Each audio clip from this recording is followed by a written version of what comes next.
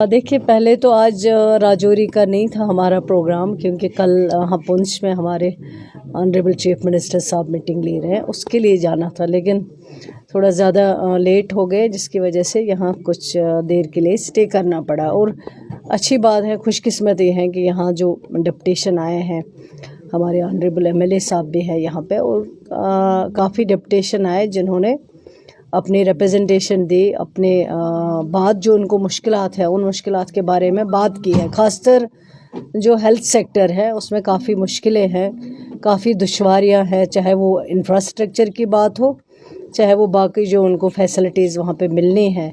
ये जो जीएमसी यहाँ का है, इसके बारे में कुछ इश्यूज़ है जिनको देखना पड़ेगा। अब मैंने इनकी बात सुनी है और इंशाल्लाह इनकी जो डिमांड थी वो जेन्युइन डिमांड है, उस पे ज़रूर हम इंशाल्लाह गौर करेंगे और उस डिमांड को इंशाल्लाह हल करेंगे। मैम, एक बड़ी परेशानी सभी न्यूली एस्टेब्लिश्ड जीएमसीज में आ रही है, जहां स्टाफ शॉर्टेज है। जीएमसी एसोसिएटेड हॉस्पिटल राजौरी में दर्जनों मसाइल हैं, लेकिन एक बड़ा मामला जो वहाँ के एडमिनिस्ट्रेशन को भी फेस करना पड़ रहा है कि सिर्फ 40% के आसपास मैन पावर उनके पास है। आपने कमान संभाली है डिपार्टमेंट की, हालांकि एक ही महीना हुआ है, हम आपसे कोई कंप्लेंट नहीं कर सकते, लेकिन किस तरह से आप अश्योर करेंगी कि जल्दी से जल्दी ये पूरा मामला हल होगा? टाइम लगेगा, लेकिन इम्पॉसिबल नहीं है, चीज़ें चलने लगी हैं। अभी हमने 300 डॉक्टर्स पहले जो न्यूली डॉक्टर्स जो थे उनको अपॉइंट किया गया है। एमएस थे, वो पीजी थे, उनको दूर दराज इलाकों में भेजा है। 300 के करीब वैकेंसीज़ काफ़ी थी, काफ़ी कुछ हो रहा है, काफ़ी कुछ की शुरुआत की गई है, लेकिन ये जो हमारे जीएमसीज़ है इनमें अभी कुछ दिक्कतें हैं, और वो दिक्कतें भी इंशाल्लाह ठीक हो जाएंगी। नामुमकिन नहीं है, मुमकिन है इंशाल्लाह, और हमने एक इस पे शुरुआत की है। थोड़ा टाइम लगेगा, लेकिन ठीक हम ज़रूर करेंगे इंशाल्लाह। नेशनल कॉन्फ्रेंस के इलेक्शन मंशूर में कंट्रेक्चुअल एम्प्लॉयज़ को लेकर काफ़ी वायदे किए गए हैं। एक इसमें आपके डिपार्टमेंट में जो कंट्रेक्चुअल एम्प्लॉयज़ आते हैं, जो एनएचएम में हैं या SRO 364 के एम्प्लॉयज़ हैं, काफ़ी देर से तनख्वाह नहीं मिल रही, टर्मिनेशन पीरियड पे आ चुके हैं, क्या मैम उनके ऊपर कोई नज़रसानी कर रही है हुकूमत? कई रिप्रेजेंटेशंस आए हैं, आज भी, इससे पहले भी आए हैं। हम इसको एग्जामिन करेंगे। कंट्रेक्चुअल जो है या एडहॉक है, उनके बारे में ज़रूर मैनिफेस्टो में रखा गया है, लेकिन उसके लिए भी एक प्रॉपर प्रोसीजर है जिसको अडॉप्ट किया जाएगा, और इसमें काफ़ी कुछ गहराई से देखने की ज़रूरत है, चाहे वो एनआरएचएम के हमारे कंट्रेक्चुअल है और बाकी डिफरेंट डिपार्टमेंट्स के हैं। उसको एग्जामिन किया जाएगा, और एग्जामिन करने के बाद ही उस पर कोई डिसीजन जो है वो लिया जाएगा। मैम, एक जो हमें काफ़ी एम्प्लॉयज़ जो आज मिले, उन्होंने बताया कि डीपीसी का इशू है, टीचर्स टू मास्टर्स, कश्मीर में हो चुकी है, जम्मू में नहीं हुई। हाँ, एक शुरुआत हुई है, उसको तो आप कह दीजिए कि नहीं, डिपार्टमेंट ने कुछ ना कुछ, something is better than nothing, कुछ ना कुछ शुरुआत हुई है।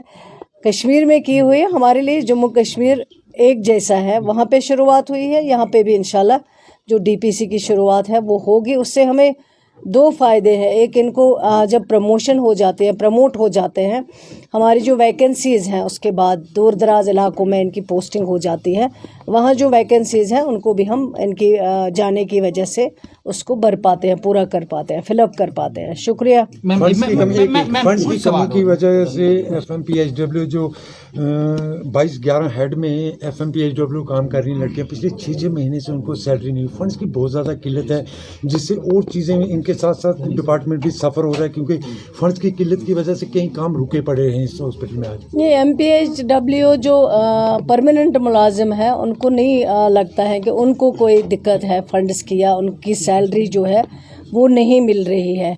अब अगर एडहॉक अपॉइंटमेंट्स की बात कर रहे हैं, अपॉइंटीज़ की बात कर रहे हैं, उसको देखते हैं क्या मसला है ये, लेकिन जो परमानेंट मुलाजिम है उनको कोई दिक्कत नहीं है। और फंड्स की तो मुश्किल है, अवेलेबिलिटी नहीं है, कुछ दिक्कतें हैं उसमें, लेकिन आगे जो है उन चीज़ों को भी पूरा किया जाएगा, उन चीज़ों को भी देखा जाएगा।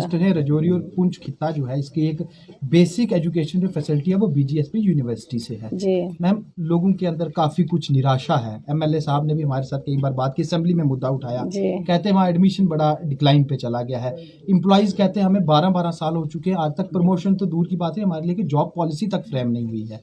आप अश्योर क्या करेंगी उन एम्प्लॉइज़ को और स्टूडेंट्स को? इसको देखने की ज़रूरत है। हम ऑलरेडी इस चीज़ पे कर रहे हैं काम, और इंशाल्लाह आगे खुद आपको जब रिज़ल्ट आएगा आपको खुद दिखेगा क्या करने की ज़रूरत है, जो भी पॉसिबिलिटी, क्योंकि मुश्किलें बहुत है, इतना आसान नहीं है ये सब करना। आप तो बस बोल रहे हैं, आपको पीछे से कोई बोल रहा, लेक्चरर, प्रोफेसर, ये इनके सवाल है। लेकिन हमें हमारी वसाइल जो है वो बहुत कम है, लेकिन इन कम वसाइल में भी हम कोशिश करेंगे तालीम को बढ़ावा देने के लिए जो भी इक़दामात उठाने पड़ेंगे वो हम ज़रूर करेंगे।